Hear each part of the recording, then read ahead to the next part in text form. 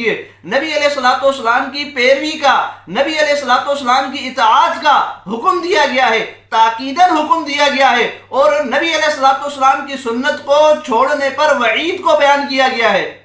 اب یہ دیکھ لیجئے مختصراً قرآن سے کچھ دلائل۔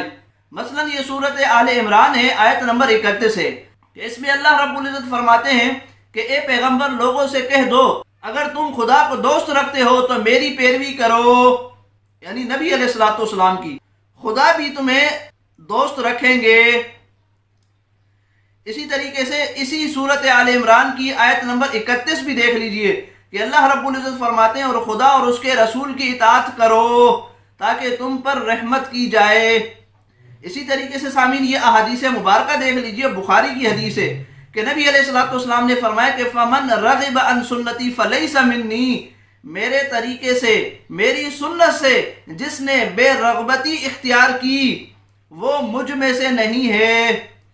اسی طریقے سے ابن ماجہ کی حدیث دیکھ لیجئے کہ آپ علیہ الصلوۃ والسلام نے فرمایا کہ پس تم پر میری اور میرے ہدایت یافتہ خلفاء کی سنت کو لازم کر لینا ہے۔ اسی طرح یہ ایک اور حدیث دیکھ لیجئے مستدرک حاکم کی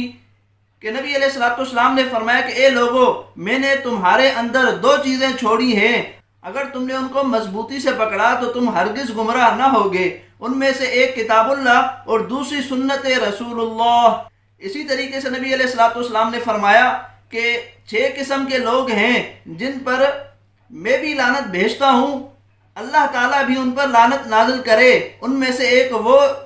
شخص جو میری سنت کو چھوڑ دے۔ اسی طریقے سے عبداللہ بن مسعود رضی اللہ تعالیٰ عنہ فرمایا کرتے تھے کہ اگر تم اپنے نبی کی سنت کو چھوڑ دو گے تو تم گمراہ ہو جاؤ گے۔ تو دیکھیں قرآن و سنت کے اندر، قرآن و حدیث کے اندر نبی علیہ الصلوۃ والسلام کی پیروی کی، نبی علیہ الصلوۃ والسلام کی اتباع کی، نبی علیہ الصلوۃ والسلام کی سنت پر عمل کرنے کی جو ہے وہ تاکیداً حکم دیا گیا ہے اللہ رب العزت کی طرف سے، اور اس پر عمل نہ کرنے